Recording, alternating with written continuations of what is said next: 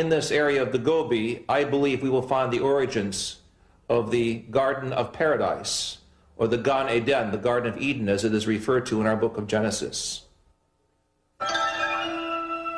One less-known expedition was led to a mountain in an African desert, since there were stories by the local tribes that there existed a network of caves out of which flying objects emerged, which had also been cited by the German expeditioners.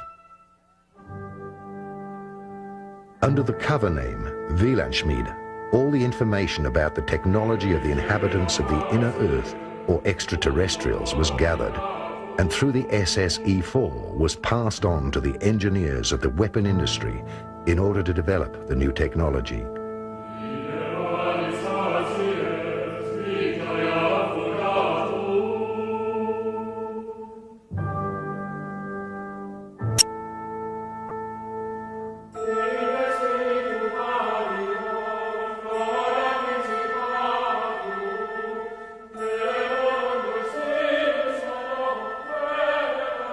The flying saucers from Agatha were the result of this scientific research. The Nazis made contact with the extraterrestrials of the underground city of Antarctica. They received technical support and instruction for building flying saucers with levitation drives, similar to those used on Venus.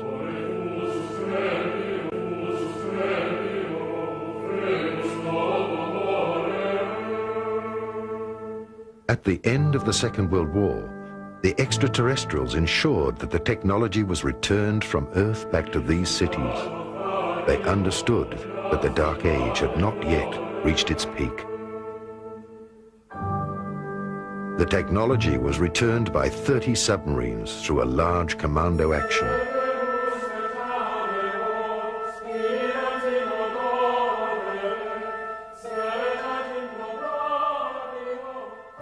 Okay, let's pick up the scenario. We were originally talking about the spiriting out of the two spacecraft out of Berlin before the Allies arrived.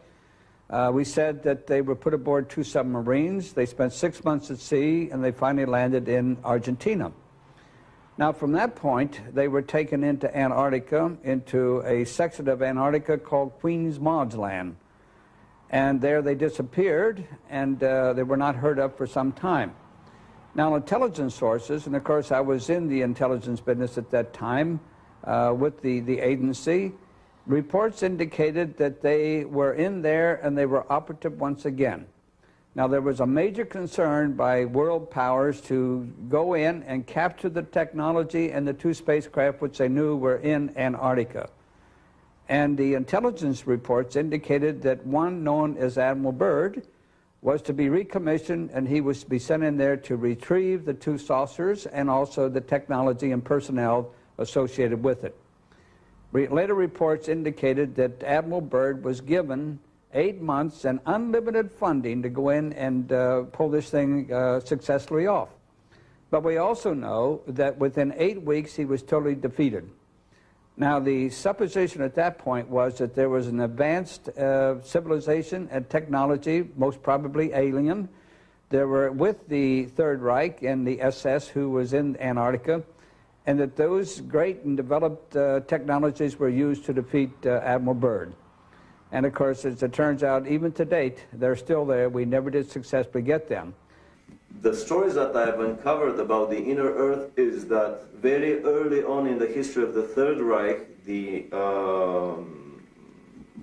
Nazi elite, and especially Hitler, were trying to establish contact with the civilization living in the inner Earth, which was considered an Aryan civilization of a lot more advanced nature than their brothers, lost brothers living on the surface of the planet. The Thule Society carries the name of the former capital of that civilization, someplace around present-day Greenland, before the previous polar shifts and before Greenland became under ice. Two expeditions were made in the late 30s, early 40s, one attempting to enter the North Polar water opening with a submarine, which proved unsuccessful. A second attempt was made to enter the land opening on the South Pole with an anti-gravity cigar-shaped device, basically a small prototype probably of the giant Andromeda space station that was developed later on by the SS, and it proved successful. The most interesting story is the one that I heard by an American living in Florida who claims to have spent 2 months in the city of New Berlin. This is a city that was developed into the inner earth, and a part of the Germans from the South Polar colony were admitted by the inner earthlings and were allowed to build that city there. Very strict admission procedures, no previous SS members, no previous concentration camp guards and so on were admitted. The rumor is that the present-day city of New Berlin is about 2 million people of population, that they have built there most of the buildings that Hitler's personal architect, Spee, was planning to build. They're traveling on Icelandic passports. They are basically the new master race that is probably planned by the Illuminati to repopulate the planet. And there is even a rumor that there is a New Berlin embassy in Washington on an unmarked floor of a high-rise building. You probably punch a code on the elevator buttons, and when the elevator stops on that floor and the doors open, you see the sign of New Berlin in the lobby.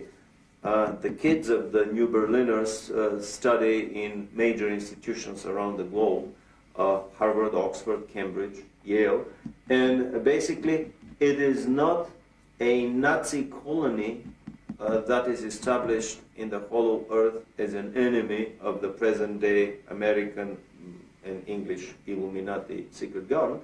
On the contrary, it is just basically the other side of the same coin. Some would even coin the new word, the Illuminati presence on the planet, that basically the World War II Nazis and the present-day Illuminatis in America are nothing more than the two sides of the same Illuminati coin.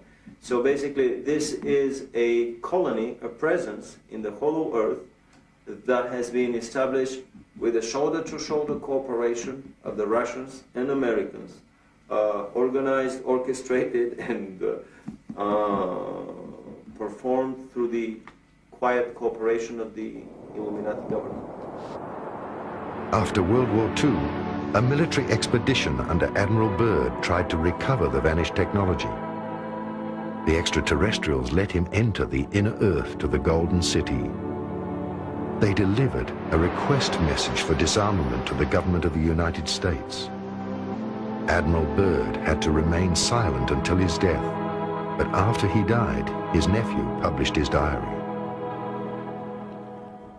In my work with South African, Brazilian, and American geologists at the South Pole, it is clear that under the structures of ice, there are many layers of civilization, suggesting at one earlier point of time when the conditions of the South Pole were different. Clearly, there was some type of civilization there. The evidences of huge dinosaur intelligence suggest that this was one of the possible places for the Garden of Eden. This, of course, is assuming that the shell of the Earth had a different north and south magnetic pole. And with the shifting of the pole, this region became suddenly very, very frigid. And thus, we do not see any evidences on the surface of these so-called earlier conditions of intelligence.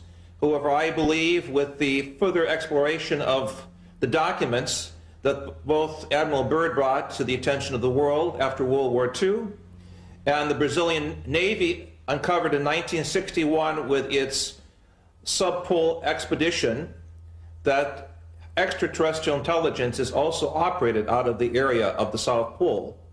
And in that sense, the South Pole is a connecting point with other civilizations, possible extrasolar gardens of paradise. What was it that Admiral Byrd found on the South Pole? Incredibly enough, in an official American Navy documentary film, we found footage of what Admiral Byrd found on the South Pole. He found giant freshwater, never freezing lakes with areas around them that were free of any snow. And in that film we show footage of the Navy planes landing in these lakes. But even more so, he found, to his amazement, that his planes were disappearing very quickly. A lot of his planes were attacked by anti-gravity devices that were operated by the Germans there, by anti-gravity saucers. A lot of them crashed into invisible barriers and disintegrated in mid-flight. This is an indication that the Germans had already perfected the force field shields, and they were up and operational around the German colony at Neuschwabenland. When he was retreating, basically the whole operation lasted for 1 week. They started at the end of February 47, and by the first week of March they were through with the whole operation, and much earlier than scheduled, and they departed. And in an interview at Buenos Aires on his way back, Admiral Byrd made the incredible statement that the Third World War would probably be with an adversary coming from the polar regions of our planet, an adversary that has the ability to fly unobstructed from pole to pole. He was referring to the Germans at their South Polar colony at Neuschwabenland that were operating their anti-gravity craft with impunity and could fly circles around the globe, and of course would shoot out of the sky any of the attacking American planes. The inner terrestrials surrounded the entrance gates with an electromagnetic protective dome, which no being or weapon can penetrate. After all this happened, it became the greatest secret of mankind. It started ufology as we know it today. Indeed, there is a second humanity, an inner terrestrial race who had already built cities in the inner earth before the sinking of Atlantis. These extra and inner terrestrial races built time gates and anchored these cities on a higher subatomic frequency. After the great purification, these time gates will fall, and at different places there will be once again access to the underground cities.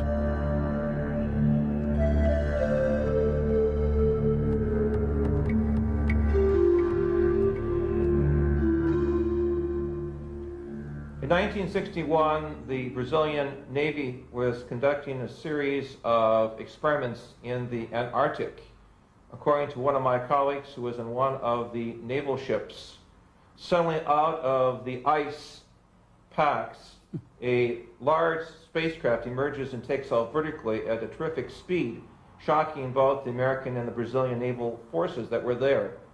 So it is clear that as late as 1961, we have official documentation from the Brazilian Navy that there is some other, emphasize other, underline this 3 or 4 times, life force or intelligence stationed at the South Pole, possibly to observe the scientific developments on the planet, possibly to observe the military operations and the forces of the East and the West in some type of Mexican standoff as the Cold War develops. We have clear documentation from other sources and other South American governments that some technology that is not human-based is there. That is to say, some type of higher evolutionary experience is there, and this is the next chapter of our quest.